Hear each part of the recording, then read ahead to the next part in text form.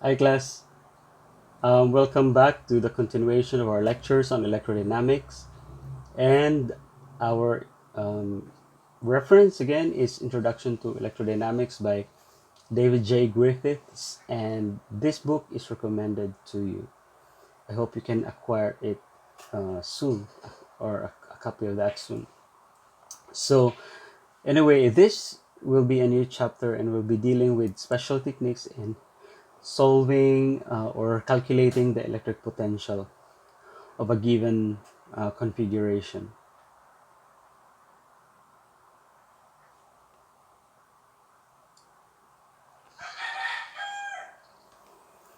So to start with, this is actually special techniques in calculating electric potential. So we have experienced calculating electric field before, right? And we even had and that calculation was a little difficult, but we have found by exploiting some symmetry of the configurations of the distribution of charges, we have used Gauss law and it made some calculations easier, but only for that. But for any configuration, it will be very difficult because this involves the integral involves the direction of the fields, or you have to integrate directions in the in this process, so it's a little messy there. So by the way, we will be in this most of this chapter we will be doing Laplace's equation, and yeah, it, we have calculated electric field of stationary charge distribution by this one. This is Coulomb's law. And we have further simplified that with just calculating the electric potential. And the electric potential was given by this formula. Also, this was derived from the Coulomb's law. And in this formula, you have an integral which is not involving the direction of the of the field. So it is purely a scalar quantity, the potential. If you can see here, this term disappears. So it's a little simple, but still it's hard to handle if you have a complicated distribution, because in this chapter we'll be dealing with more irregular distribution, or distributions that are in cubes or in planes that extends to infinity.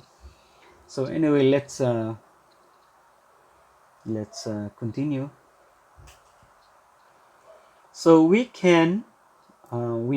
knew that the electric field is the curl of the electric field is equal to 0, and since this is our potential, we can actually recast the differential form of this electric potential here from Coulomb's law into this one.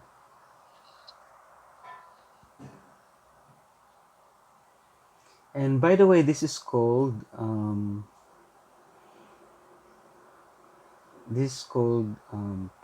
Poissons equation. That's Poissons equation. Here you have the Laplacian of the electric potential is equal to negative 1 over epsilon sub O, the permittivity of space, times the charge distribution. This charge distribution could also be sigma or lambda, depending on the distribution, but here we generalize it to a volume distribution. But this one we have to be careful if we solve the V, because we need boundary condition. It is necessary that we know boundary conditions before we can solve the electric potential.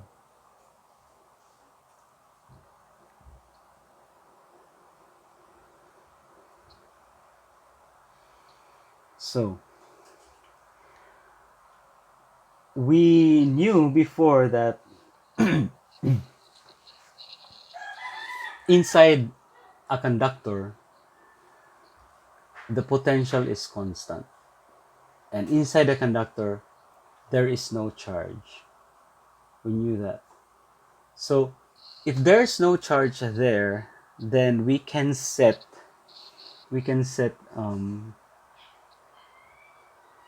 rho is equal to 0. So in that region. But of course, this is what is true. If there is no charge everywhere, the potential is 0. But in a conductor, if you have excess charge, all the excess charge will settle on the surface of the conductor. So inside the conductor, there is no charge, but the charge is actually situated on the surface of the conductor. So that charge will also contribute to the potential inside. But if there's no charge outside the conductor, if it's, I mean, on the surface of the conductor, if there's no charge there, then the potential outside the conductor and on the surface of the conductor, if there's no charge there, then the potential inside the conductor would be 0. However, if there is charge on the surface or outside the conductor, if there's presence of charge there, the potential inside would not be 0. And of course, we have shown that in some example in the previous lectures that we did. And if there's no charge in the region where you are calculating the electric potential, then you can set rho is equal to 0, and your Poissons equation, this one, will become 0 because rho is equal to 0, and hence you have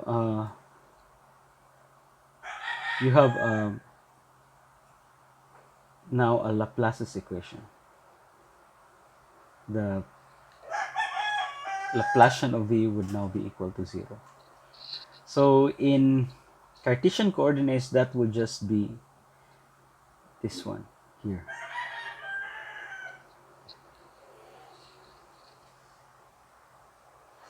So if we do, by the way, the solutions to the Laplace's equation are called harmonic functions, and we will know that in the examples that will be given later. We'll study some configurations, and we'll solve those configurations. So for one-dimensional Laplace's equation, you will only have this ordinary derivative. And the solution, if you take the integral, convert this into like dv over dx equals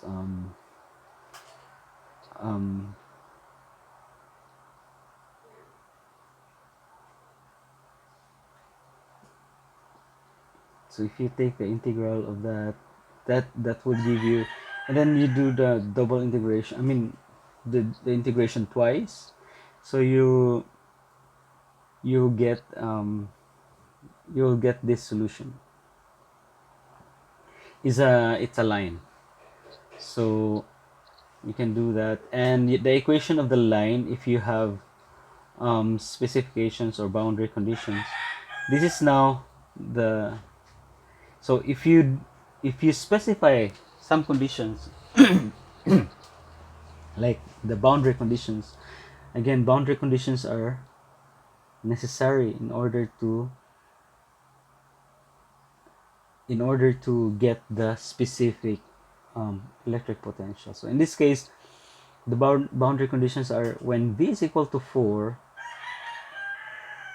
x is equal to 1, and when V is equal to 0, x is equal to 5. So you can get the M and the B, so that you will have your specific potential, and so you will be able to get this line. That's very simple for one-dimensional Laplace's equation. So in this in this uh,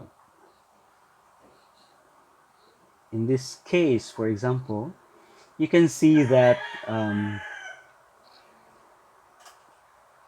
that Vx is the average of Vx plus a, V of x plus a and V of x minus a. So if you add this divided by 2, you still get Vx. This is very important because this average is also valid for two-dimensional Laplace's equation and three-dimensional Laplace's equation. And there's another feature is that if there were a local maximum, or maximum or minimum, the V at the point would be greater on the other side, and therefore the average would not be just the sum of these two divided by 2, but it would be different, and it will not go back to the original potential. So there's another feature that Laplace's equation tolerates no local maxima or minima. In this case, you don't have a maximum or minimum in between. The maximum or the minimum will only be located on the endpoints. So in between, you don't have a maximum or minimum, but rather here and here only, or at the endpoints. So extreme values of V must occur at the endpoints.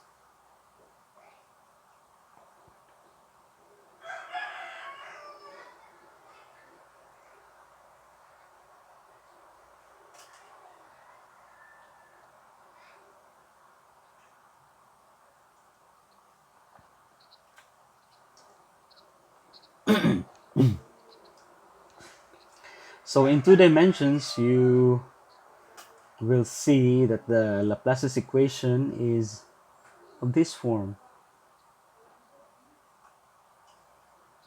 So what can you notice with a two-dimensional and one-dimensional? The one-dimensional was ordinary derivative, and this is now an partial differentiation. So you have partial of x, because V now would be a function of x and y for two dimensions. And the general solution for this is not in a closed form, like the line that we derived earlier. So anyway, this will be discussed. You will know the characteristic of this solution in the example later, but we'll just proceed with some discussion. By the way, this is an illustration of the second order Laplacian, two-dimensional Laplacian, or Laplace's equation. And here you have a box cut with curves around, and then you put a sheet of rubber here on the top of the box, where the box is being cut with curves. So that's the solution. It's not a line, and but it's a smooth surface without maximum and minimum. Only um, the maximum and minimum occurs at the boundary. The maximum and minimum occurs here, but not here. You don't have maximum minimum there. So anyway, the the Vx as equal to the average would be applicable. The Vx would be the average of the potential around a point here. So if you have the potential here, this is the average of all the points here. So if you do that, you can use the computer to solve that, but by just putting it in your brain that the average, I mean, the average of all the points in the on the on the on the on the circle here would average to the point at the, I mean, it would average to the potential at the center here.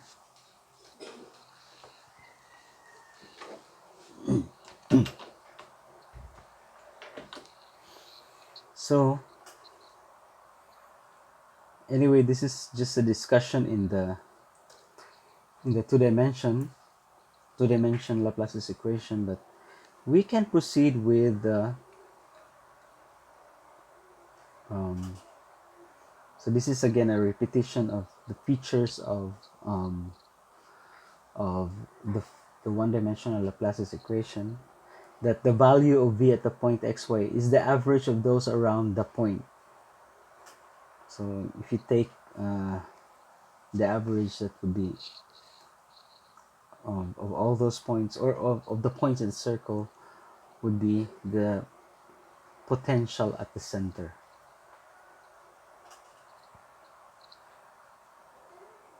And of course, there's no local minima or maxima in the surface that was put tightly on the top of the box. It's supposed to be smooth.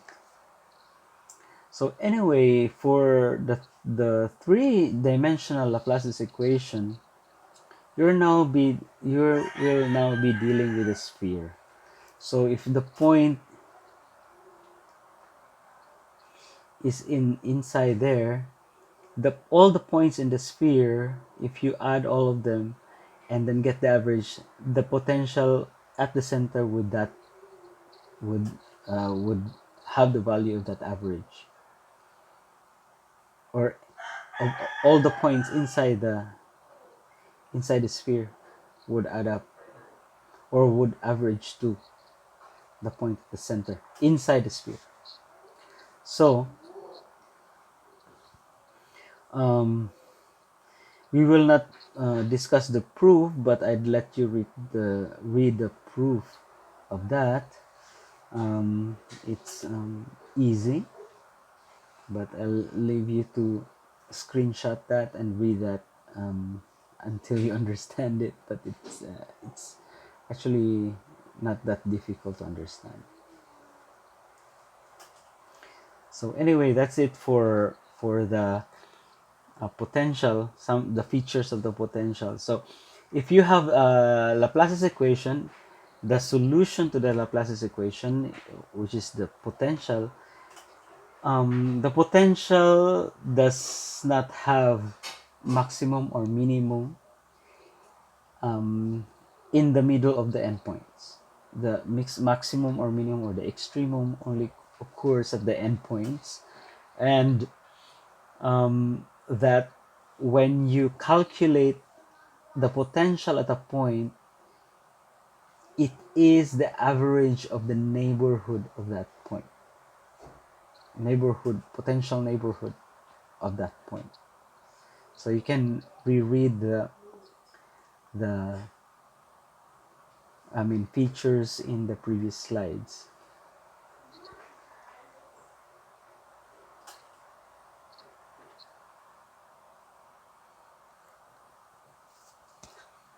So we will proceed with this.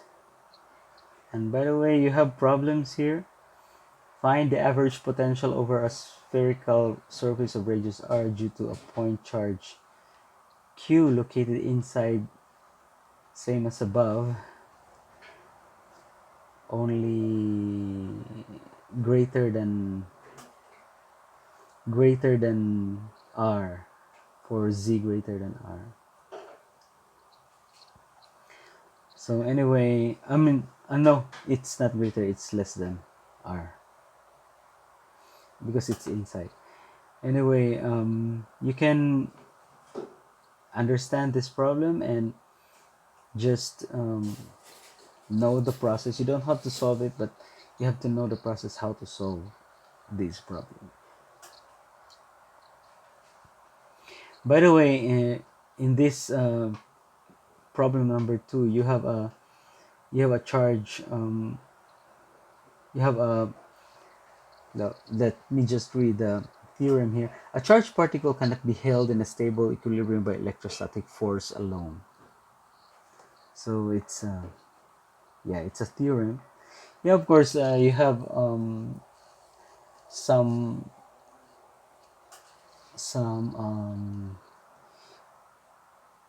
enclosures for, like, for example, a plasma can be trapped in a magnetic field, no, but not electrostatic field.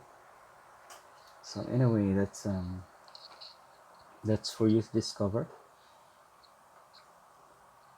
And we were talking about boundary conditions. I told you that the electric potential are solved by Laplace's equation, but we have to specify the boundary conditions. And these boundary conditions makes the potential, I mean, if the boundary conditions are being satisfied, that makes the potential unique if it satisfies the boundary condition. So here's a statement here. Laplace's equation does not determine the potential without a set of boundary conditions. So you really have to have a boundary condition. So what then are the boundary conditions sufficient to determine the answer or determine the electric potential? So again, you have to have a condition. So talking about boundary, you have to be specific with the conditions on the surface enclosing the volume, for example. So for one-dimensional, it was easy. But how about for 3 dimensions or in higher dimensions? So since 2 or 3 dimensions of the Laplace's equations are partial differential equations, so it is kind of different from the one-dimensional, because it was just putting some boundary conditions and then you got the electric potential. But here you have to have many boundary conditions.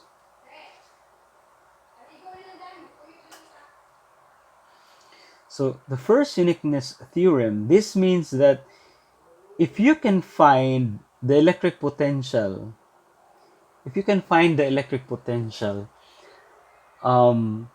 whatever method that you have used in calculating the electric potential, whether it's Laplace's equation or integral equation or whatever, by guess, for example, if it satisfies all the boundary conditions, then that solution is the most, is the unique potential that is unique potential for the problem. So this is the first uniqueness theorem. The solution to Laplace's equation in some volume V is uniquely determined if V is specified on the boundary surface S. So here you have you have boundary condition specified on the surface.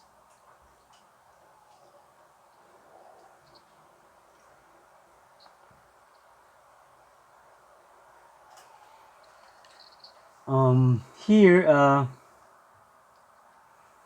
so it's just the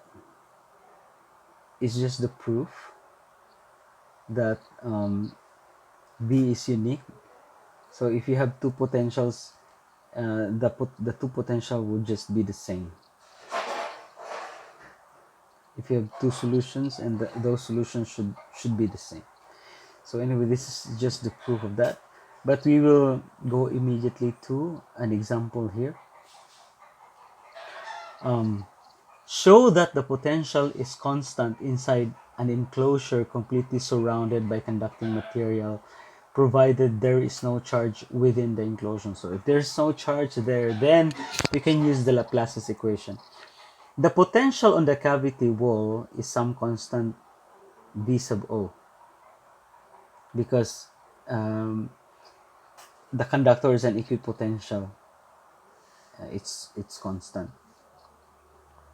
So the potential inside a function, inside the sphere or inside the conductor, the potential is a function the potential inside is a function that satisfies the Laplace's equation and has a constant value V sub O at the boundary. So one solution to this problem would be V equals V sub O everywhere, on the surface and inside. And the uniqueness theorem guarantees that this is the only solution, or that is the only solution, because it satisfies the potential on the boundary, and we have a method that calculated that. So the potential of inside the conductor is a constant, therefore. So it follows that the field inside an empty cavity is zero, but the potential is a constant. Here's an important thing here. We have arrived this before, right? We have arrived this in a calculation before. So according to the uniqueness theorem, it does not matter how the solution came up, for as long as it satisfies the boundary conditions, then it is right. So let's continue.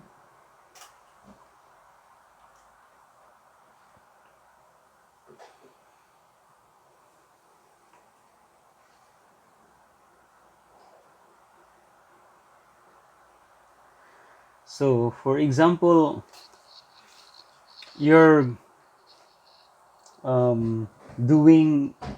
you're calculating the field inside the conductor, and you throw in some charge inside. So the charge inside now would not be zero. Then you will have this one.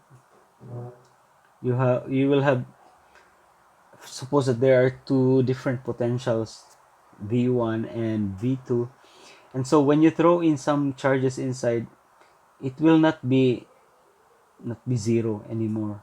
So you have these two, and you can set V3 is equal to v1 is equal to v2, I mean minus v2. And so when you get the Laplacian of v3, you also have the Laplacian of the v1 minus v2. And so you still get 0, and v3 is of course um, the potential difference of the two potentials, because you were assuming that the inside is not an equipotential. So but then it came out that it is an equipotential because v3 because of this one. So v3 satisfies the Laplace's equation, and so you will have v2 is equal to, I mean v1 is equal to v2.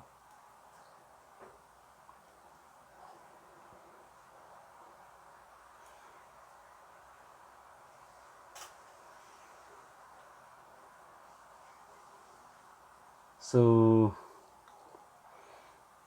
here's an important thing here, you have to remember this. The potential in a volume V is uniquely determined if A, the charge density throughout the region, is specified and the value of V on the boundaries are specified. So we can get the potential. Of course, we can make a configuration, specify the boundaries of the configuration, putting some charge there, and of course we'll be able to get the potential inside that region.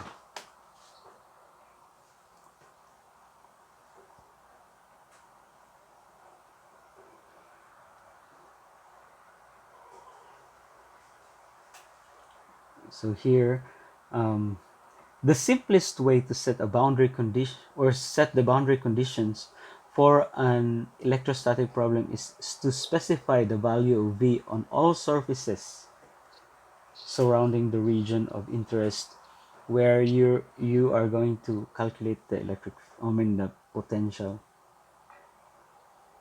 So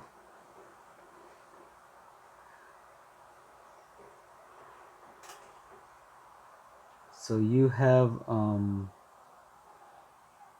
then the second uniqueness theorem. I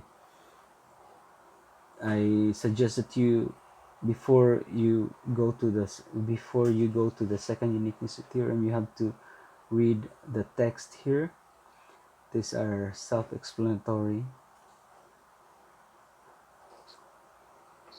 So the second uniqueness theorem, in a volume V, by the way, this is not electric potential, it's a volume V, sorry, it's used the same notation or same symbol for V, I mean for volume and the electric potential. This is volume V. In a volume V surrounded by conductors and containing the specified a specified charge density rho, the electric field is uniquely determined if the total charge on each conductor is given. So that is the second uniqueness theorem. So here you have a region. You can have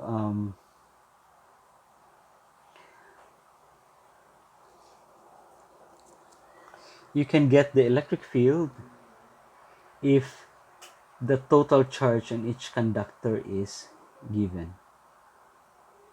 You can use any method to calculate the electric field, but once you know the total charge on each conductor, you can get it in any way you were able to get it. So anyway, this is just the proof, but I tell you that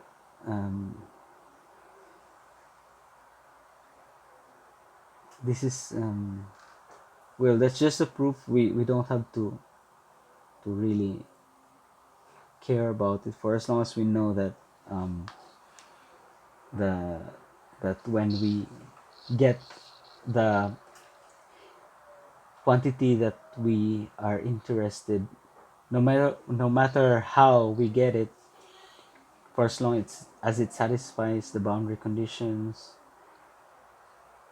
we know that the solution is already unique, and that is the only solution that we have for the problem.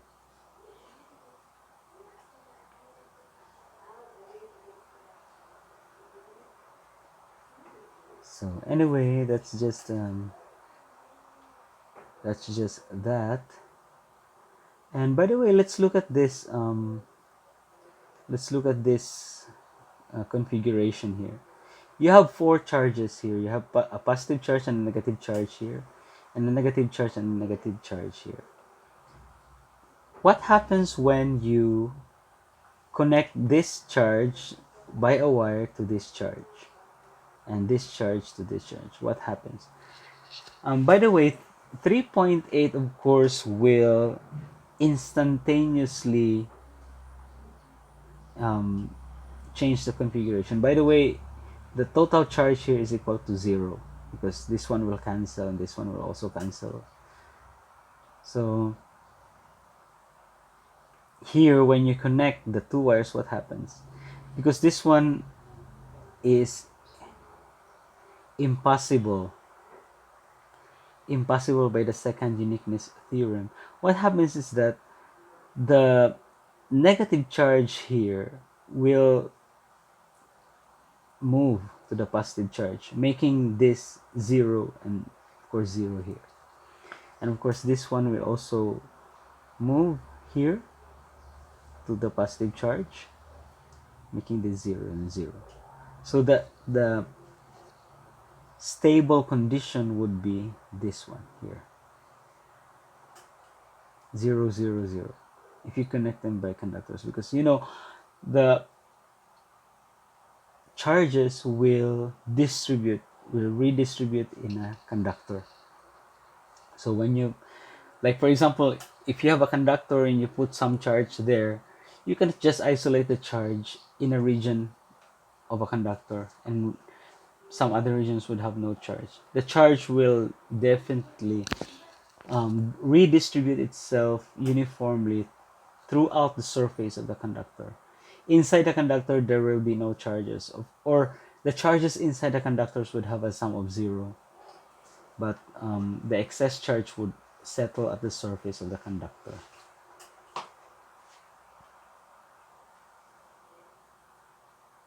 So there are problems here, and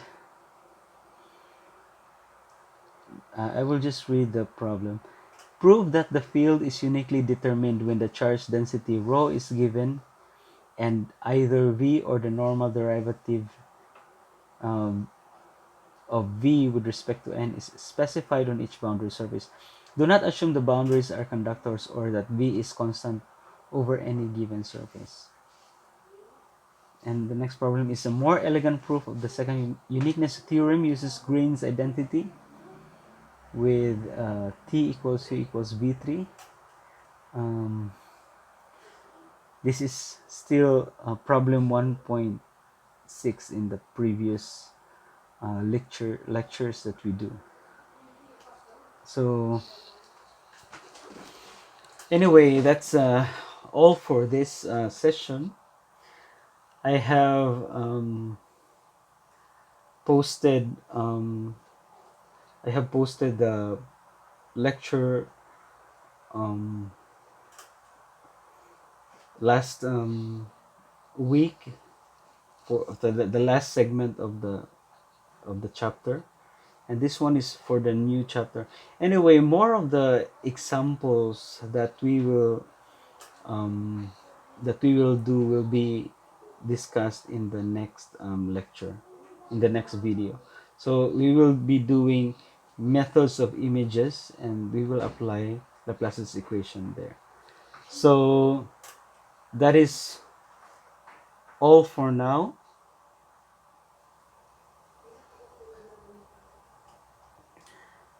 that is all for um, that is all for this session. And I hope you have watched the previous video, and then for this video also, or this session also, and hope that you have some idea on on on these videos. So anyway, in the next meeting, um, we will start with methods of images, and using Laplace's equation, we'll be able to get the potentials. Thanks, that's all.